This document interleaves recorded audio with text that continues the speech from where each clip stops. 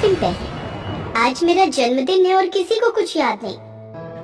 खुद से कहते हुए उदास हाल में मैं अपने ही कमरे में बैठी हुई थी। रात के 10 बज चुके थे।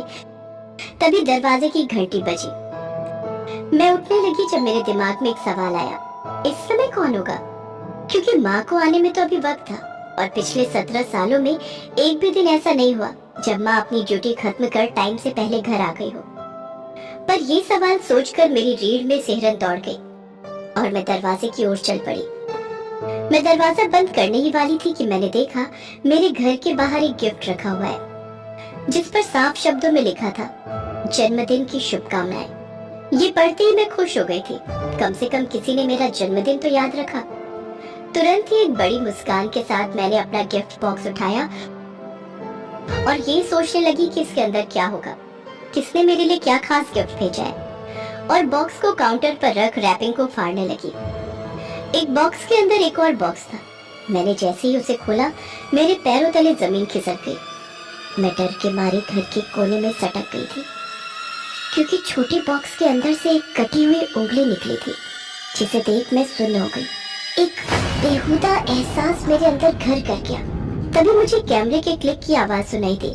वहाँ कौन है? बाहर आओ। मैं चीखी।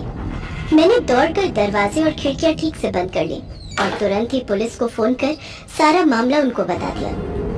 पर मेरी नजरें कटी हुई उंगली से हटने का नाम ही नहीं ले रही थी। मैं अब उस हाथ के बारे में सोच रही थी जिनसे ये कटकर अलग हुई थी। तभी एक बार फिर से मेरे दरवाजे पर दस्तक हुई। वहाँ कौन है? मैं बेसबॉल बैट लेकर अपने घर के अंदर से चिल्लाने लगी थी। पुलिस, आपने लगभग 10 मिनट पहले फोन किया था। कोई अजीब सा गिफ्ट देकर गया है आपको। पुलिस का नाम सुनकर मैंने तुरंत दरवाजा खोला और उंगली की ओर रास्ता दिखाया। फॉरेंसिक ने उंगली ले ली और मेरी माँ के आने तक महिला अधिकारियों में से एक रुकी रही। मेरी माँ सिंगल पैरेंट थी। वो दिन में जॉब पर जाती और मैं स्कूल। फिर हम लोग शाम को मिला करते थे। माँ के आने का वक्त भी हो गया था।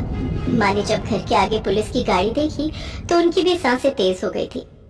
वो अंदर दौड़ी और मुझे गले से लगा लिया। पूछा कि क्या मैं ठीक हूँ, क्या हुआ। मैंने भी ऊपर ऊपर उन्हें सब बता दिया था, जिसे सुन माँ भी दंग थी। माँ ने भी कटी हुई उंगली देख ली थी। अगले दिन मैं फिर से स्कूल चली गई और माँ अपने काम पर। लेकिन जब मैं वापस आई तो देखा एक अधेड़ उम्र का आदमी मेरे घर के बाहर मेरा इंतजार कर रहा है। हाय प्रेमा, आई एम विल्सन। मैं एक जासूस हूँ।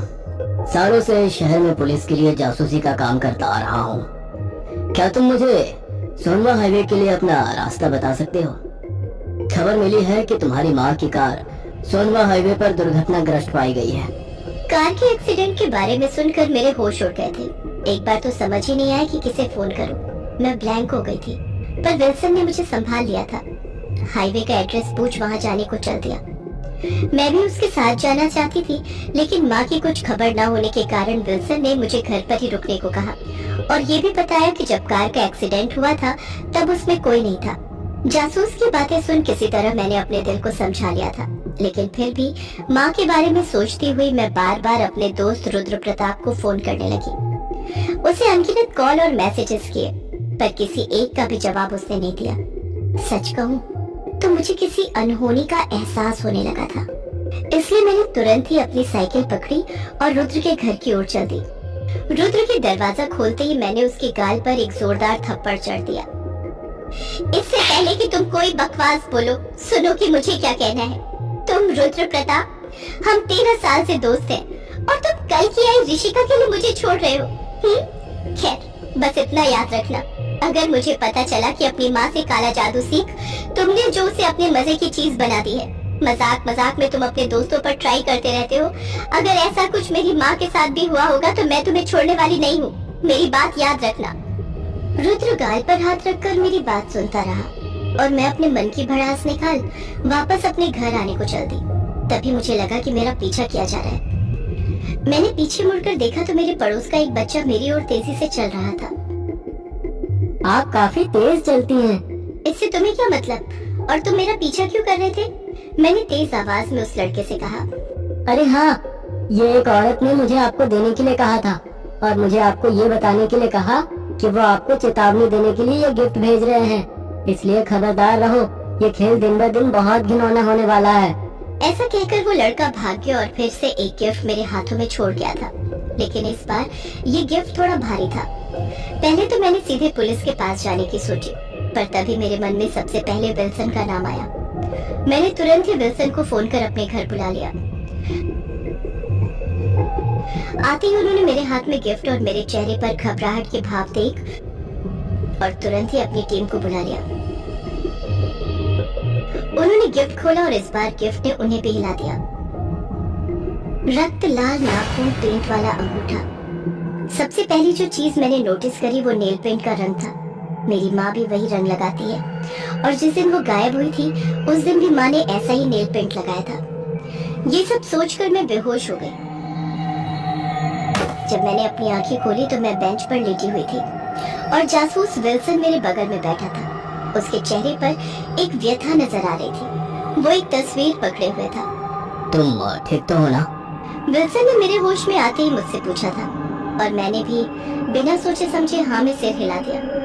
रुद्र का भी कुछ पता नहीं चल रहा है और सबको लगता है कि इन सब के पीछे तुम्हारा हाथ है, पर मैं इस बात को नहीं मानता, इसलिए इससे जुड़े फालतू सवाल तो मैं करूंगा नहीं। बस तुम मुझे इतना बता दो, क्या तुम्हारी माँ और रुद्र में तुम्हारे अलावा भी कोई कनेक्शन है? विल्सन की बात सुनकर मैं 9 साल पहले एक भयानक रात को फिर से जीने लगी थी और बुदबुदाते हुए विल्सन से बस इतना कहा, ओल्ड हाउस हवेली। आज से 9 साल पहले मैं और रुद्र ओल्ड हाउस हवेली गए थे। ये जगह रुद्र के परिवार की ही थी, जहाँ हाई सोसाइटी की महिला रुद्र की दादी से काला जादू और विद्या सीखने आती थी, ताकि वो लोग अपने बिजनेस को बुरी नजर और बुरी शक्तियों से बचा सके। सभी औरतों में रुद्र की दादी की बड़ी इज्जत थी। पर फिर एक दिन रुद्र मुझे अपने साथ हवेली ले गया। हम लोग छुपते छुपाते गए थे, लेकिन उस रात हमने जो देखा वो आज भी मुझे चैन से सोने नहीं देता है। मैं और रुद्र अभी हवेली पहुंचे ही थे कि तभी हमें किसी के चीखने की आवाज आई। हमने जब देखा तो वो कोई और नहीं बल्कि रुद्र के पापा थे, जिन्हें एक लाल घेरे के अंदर बिठाकर उस पर उसकी माँ यानी रुद्र की दादी कुछ मंत्र पढ़ रही थी। फिर देखते ही देखते रुद्र के पापा के नाक और आंख से खून गिरने लगा। वो दर्द के मारे उस लाल घेरे से बाहर निकलना चाहते थे, लेकिन जैसे ही वो उसे छूते वो लाल घेरा उन्हें जला देता था। उस रात वहाँ हाई सोसाइटी की सारी औरतें मौजूद थी और कोई एक भी रुद्र के पापा को बचाने की कोशिश नहीं कर रहा था। फिर क्या था, मौजूद सारी औरतों ने एक साथ मंत्र पढ़ने शुरू किए, जिसे देखते ही देखते रुद्र के पापा का शरीर किसी गुब्बारे की तरफ फट पड़ा। उस वक्त तो मैंने किसी तरह रुद्र को संभाल लिया, लेकिन धीरे धीरे वो अपना दिमागी संतुलन खोने लगा था।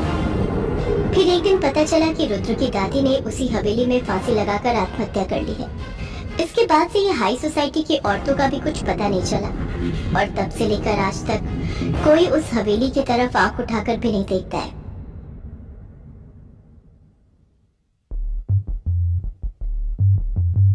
पर एक बात समझ नहीं आई, जब तुम्हें पता था कि रुद्र निर्दोष है तो तुम उसके घर क्यों गई थी? क्योंकि रुद्र ने ही अपनी दादी को मौत के घाट उतारा है। उसे वो सब काले जादू और काली विद्या अच्छे से आती है, जिन्हें वो स्कूल के बच्चों पर इस्तेमाल करते रहता है। और जब रुद्र के पापा को सब लोग काले जादू से मार रहे थे तो क्या उस भीड़ में तुम्हारी माँ भी थी? विल्सन की इस बात से मैंने अपना सिर नीचे कर लिया। जिसका विल्सन ने क्या मतलब निकाला ये मुझे नहीं पता, लेकिन सब कुछ जानने के बाद वो मुझे छोड़ सीधा हवेली जाने को चल दिया था।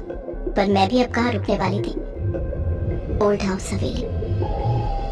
मुझे रुद्र ने बताया था कि हवेली के अंदर जाने का सबसे आसान रास्ता उसकी खिड़कियां हैं और मैं उसी रास्ते से हवेली के अंदर आ गई थी। पुरानी हवेली के अंदर का माहौल डरावना था और हर बार की तरह मैंने इस बार भी सीढ़ी की ओर अपना रास्ता बना लिया। मैं सीढ़ी चढ़ने वाली थी कि मुझे लगा कि मैंने अपने ऊपर से चीख की आवाज सुनी। मैं फौरन पीछे मुड़ी। मेरी टॉर्च की रोशनी चमक रही थी। मेरा दिल इतनी तेजी से धड़क रहा था। मैं ऊपर पहुंच गई। ताजा खून कालीन पर गिरा था। ये कौन होगा? खून के निशान मुझे एक बंद कमरे में ले जा रहे थे। मेरे कमरे में जाते ही मुझे जीवन भर के लिए आघात पहुंचाया। बूढ़ा गार्ड मृत पड़ा हुआ था। उसके सिर को किसी ने कुल्हाड़ी से 2 टुकड़ों में फाड़ दिया था। पर इससे पहले मैं सदमे को बर्दाश्त कर पाती, मेरी नजर दीवार पर टंगी एक तस्वीर पर गई। मेरी माँ। ऐसा लगा जैसे मेरे अंदर सब कुछ ढह गया। मेरी माँ का चित्र यहाँ कैसे था? जैसे ही मैं गिरी मेरे हाथ को कुछ गीला महसूस हुआ। खून? हाँ वो खून था। मैंने खून के निशान की दिशा में देखा और इस बार मेरा दिल मेरे मुंह को आ गया था। ऐसा लगा जैसे पूरी दुनिया बिखर गई। रुद्र वो मर चुका था, खून के एक पूल में लेटे हुए, और उसके पेट से उसकी अंतड़ियां पानी में तैर रही थी। उसकी आंखें खाली हवा में घूर रही थी। रुद्र, रुद्र उठो, ये क्या हो गया है तुम्हें रुद्र? लेकिन वो नहीं उठा। भला मरने के बाद भी कोई बोलता है क्या? मैं पगली ही इस कोशिश में लगी हुई थी। एक पल को मुझे लगा इस सबके पीछे मेरी माँ का हाथ है, पर इससे पहले मैं किसी नतीजे पर पहुंचती, किसी ने चीखते हुए मुझे मेरे नाम से बुलाया, प्रेमा। अपना नाम सुनते ही मैं आवाज की दिशा की ओर चल दी, और यही वो समय था जब मैंने खुद को खो दिया था, क्योंकि मेरी आंखों के सामने मेरे पापा हवा में मंडरा रहे थे। मैं उस पल में जान गई थी कि मेरा पूरा जीवन झूठ था। मेरे पिताजी ने मैं 15 साल तक मरा हुआ समझती आई थी। वो जिंदा और बिल्कुल सही सलामत हवा में किसी के ऊपर मंडरा रहे थे, और जब मैंने नीचे देखा तो मेरे पैरों तले जमीन ही हिल गई, क्योंकि नीचे मेरी माँ खड़ी थी, जिन्हें ढूंढते हुए मैं इस हवेली में आई थी। हम क्यों इस मुसीबत को इतने सालों से पाल रहे हैं? जो लोग भी हमसे जुड़े थे उन्हें तो हमने एक एक करके खत्म कर दिया, और अपना मकसद भी लगभग पूरा ही हो चुका है। अब बस एक यही बाकी है। अगर तुमसे नहीं होता तो मुझे बोल दो, मैं रुद्र जैसा हाल इसका भी कर देता हूँ। नहीं विक्रम, बेचारी 15 सालों से मुझे माँ कहती हुई आई है। अब इसे इतनी बेरहम मौत देना ठीक नहीं होगा। मैं तो कहती हूँ इसे उठाकर सीधा इस हवेली की छत से नीचे फेंक दो। लोग अपने आप ही आत्महत्या की कहानी बना लेंगे। वैसे भी आज के बाद से मैं कभी अपने घर नहीं जाने वाली हूँ। सबको लगेगा कि इसने अपनी माँ के दुख में अपनी जान दी है। नहीं, चुपचाप से इसे कमरे में ले जाकर गार्ड और रुद्र की तरह मौत के घाट उतार देते हैं, फिर हमेशा के लिए ये शहर छोड़ देंगे। इतना कहकर पापा ने मुझे फूंक मारकर वापस कमरे में धकेल दिया, और मुझे मारने के लिए मेरे पीछे आने लगे। मुझे इतना तो पता चल गया था कि बचपन से जिन्हें मैं अपना माँ पापा समझती हुई आई थी, वो दरअसल मेरे लिए एक अजनबी थे, जो मुझे मारना चाहते थे। बस यही सोचकर मैंने गार्ड के फटे हुए सिर के बीच से कुल्हाड़ी अपने हाथ में उठा ली, और गुस्से में पीछे मुड़कर एक ही बार में पीछे खड़े शख्स का सिर एक झटके में अलग कर दिया।